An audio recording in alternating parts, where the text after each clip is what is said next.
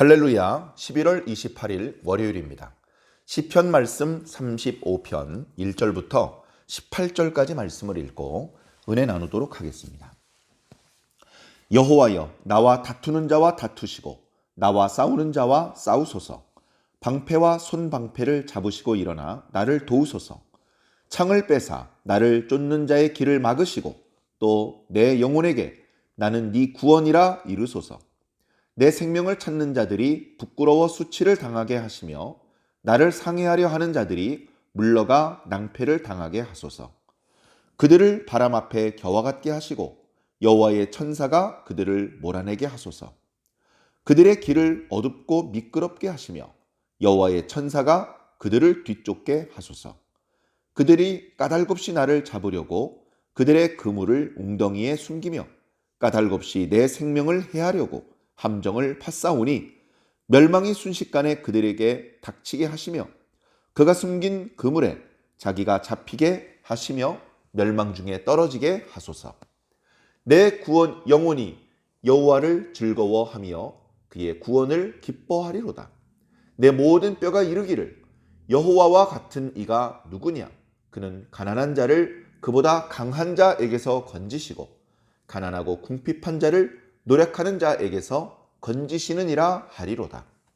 불의한 증인들이 일어나서 내가 알지 못하는 일로 내게 질문하며 내게 선을 악으로 갚아 나의 영혼을 외롭게 하나. 나는 그들이 병들었을 때에 굵은 베옷을 입으며 금식하여 내 영혼을 괴롭게 하였더니 내 기도가 내 품으로 돌아왔도다.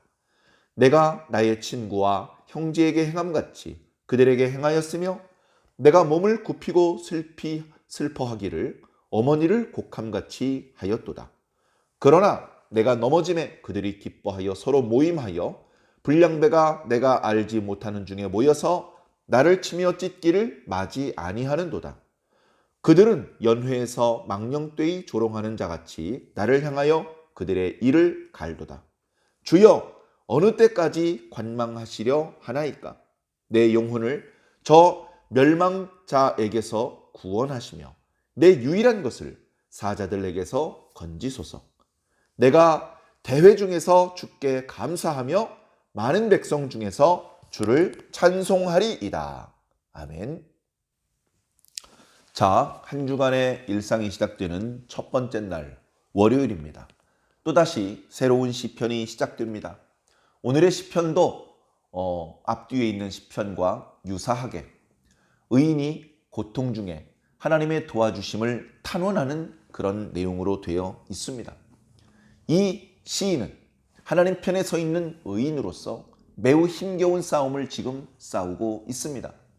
그가 싸우는 싸움의 양상은 크게 두 가지 모습으로 묘사되고 있습니다. 첫 번째는 군사적인 상황입니다. 적과 전투를 벌이는 것과 같은 그런 상황이 있고, 또 다른 상황은 사법적인 상황입니다. 재판정에서 자신을 대적하는 자들이 자신을 아무 죄가 없는데도 불구하고 고소하고 궁지에 빠뜨리려고 하는 그런 어려운 상황이 전개되고 있습니다. 이런 어려운 상황 중에 하나님의 도와주심이 없다면 의인은 억울하겠지만 그 함정에 빠질 수밖에 없고 곤고에 처할 수밖에 없게 됩니다. 그래 이 의인은 자신이 기댈 수 있는 유일한 희망이신 하나님께 지금 기도를 올리고 있는 것이죠. 하나님께 적극적으로 도와주심을 요청하고 있습니다. 오늘 말씀 첫 번째 구절에 하나님께 이렇게 요청하고 있습니다. 여호와여, 나와 다투는 자와 다투시고 나와 싸우는 자와 싸우소서. 법정에서든 또는 야전에서든 이 의인을 억울하게 하고 의인을 괴롭게 하고 의인을 까닭없이 궁지에 몰아 죽이려는 저 대적들을 나는 싸워서 이길 수가 없습니다. 나는 수적으로도 불리하고 힘이 약하오니 하나님께서 나와 함께 나를 대신해서 싸워 주시옵소서. 그렇게 간절히 절박하게 요청하고 있는 것이죠. 2절 이하의 말씀에는 군사적인 상황에서 싸우는 모습을 묘사하고 있습니다. 하나님이시여, 방패와 손방패를 잡으시옵소서. 앉아만 계시지 말고 일어나시옵소서. 어서 빨리 나를 도와주시고 나를 구원하여 주시옵소서. 내 생명을 저 악인들이 찾고 있습니다. 그러나 저는 억울합니다.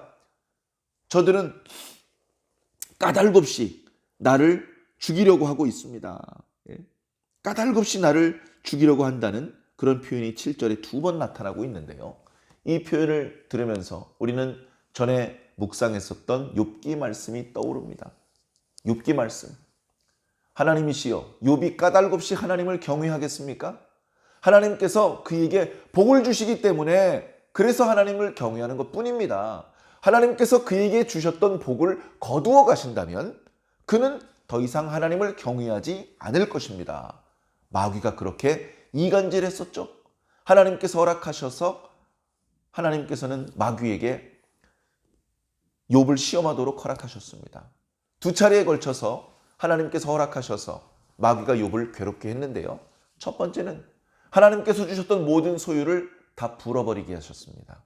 다 약탈당하게 하시고 빼앗기게 하시고 없어지게 하셨습니다.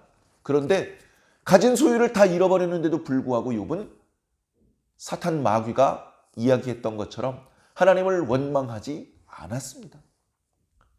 마귀가 이야기를 합니다. 아닙니다. 저의 몸에 손을 대셔서 저의 몸에 병이 생기고 저가 고통에 시험하게 된다면 그는 이제 더 이상 하나님을 경외하지 않고 말로 하나님을 원망할 것입니다. 좋다. 너에게 한 번 더 허락하노라. 마귀가 욥의 정수리부터 발바닥까지 아주 악한 종기가 나게 했습니다. 온몸이 가려워서 긁는데 손으로 긁는 것으로는 그 가려움을 이길 수가 없어서 기왓장을 깨뜨려서 그것으로 자기 몸을 긁었다고 표현하고 있습니다. 여기저기서 고름과 진물이 흘러나와서 사람인지 알아보기 어려운 지경이 되었다고 그렇게 기록하고 있습니다. 그의 아내조차 하나님을 저주하고 죽으라고 악담을 퍼부었을 정도였습니다. 그를 위로하러 왔던 친구가 그가 욥인지 알아보지 못할 정도였다고 했습니다. 그럼에도 불구하고 욥이 차라리 자신의 생일을 저주할지언정 하나님을 원망하지 않았다고 말씀은 기록하고 있습니다. 참 어려운 과정이었죠. 자, 그런데 우리가 하나님을 섬기는 데는 까닭이 필요 없습니다. 우리가 하나님을 사랑하는 데는 복을 주셨기 때문에 사랑하는 것이 아닙니다. 우리 아버지이시기 때문에 사랑하는데 무슨 이유가 필요하겠습니까? 자, 그런데 오늘 시편에 악인들이 이 의인을 괴롭히는 데에도 까닭이 없다는 겁니다. 의인이 잘못한 게 있어요. 그래서 야, 너 평소에 열심히 잘 사는 건 알고 있지만 너 이런 부분은 잘못했잖아. 이런 부분에 대해서는 벌을 받아야 돼. 그렇게 근거가 있는 그런 말들로 의인에게 공격을 해온다면 이 의인은 도망가지 않고 순순히 자신이 잘못했던 부분을 시인하고 벌을 달게 받았을 것입니다. 그러나 아무리 생각해도 자신은 이런 공격을 받을 만한 잘못을 저지른 적이 없습니다.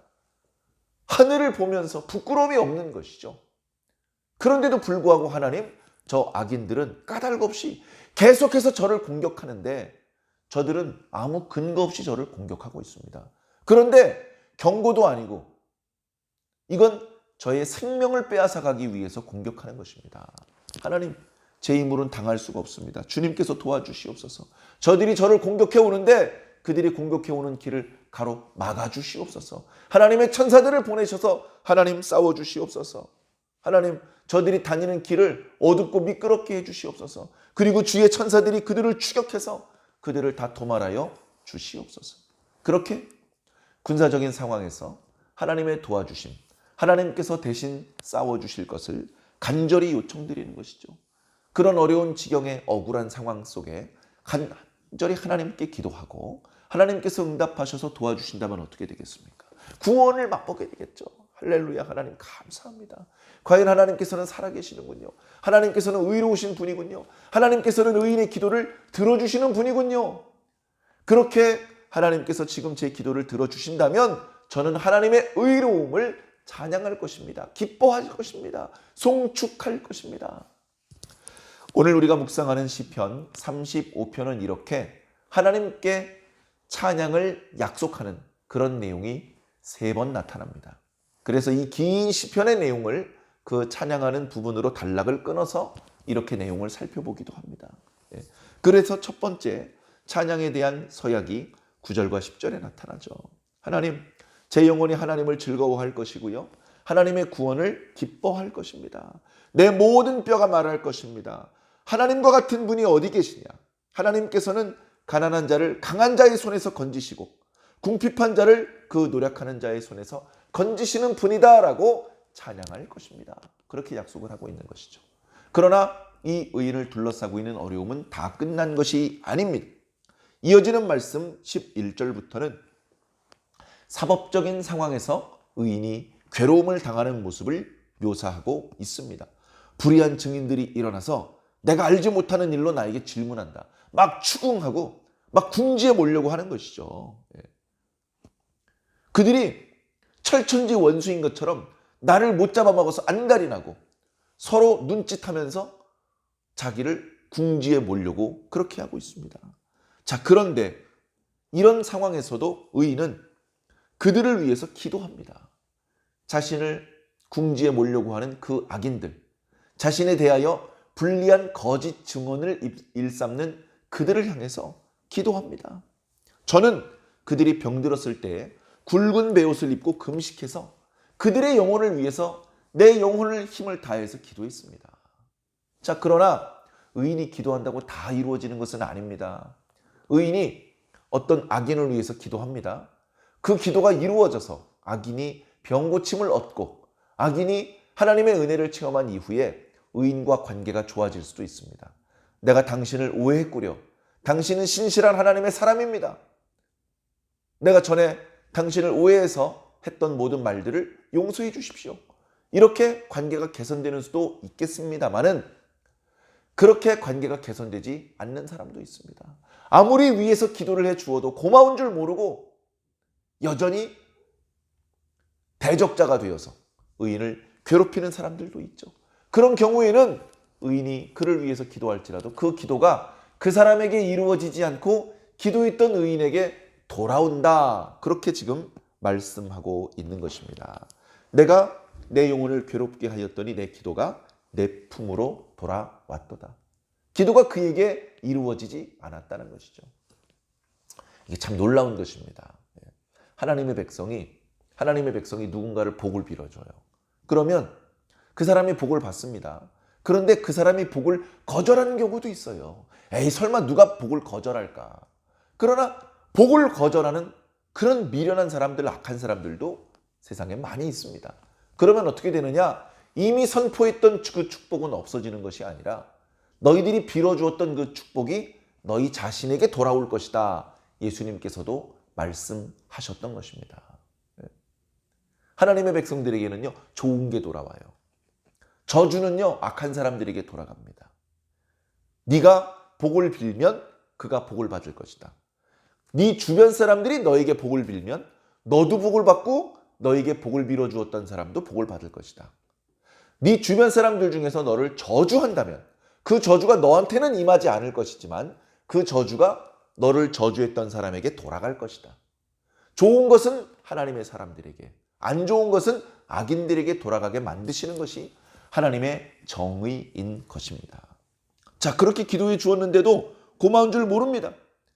그들을 자기 친형제처럼 대해 주었고 자기 어머니를 위해서 울어 주었던 것처럼 울어 주었지만 그들은 고마운 줄도 모르고 감사하지 않는 것이죠. 그리고 거꾸로 내가 그들을 위해서 기도해 주었는데 내가 넘어지니까 그들은 나를 조롱하고 기뻐합니다. 하하하, 저놈 드디어 넘어졌구나. 잘 됐다.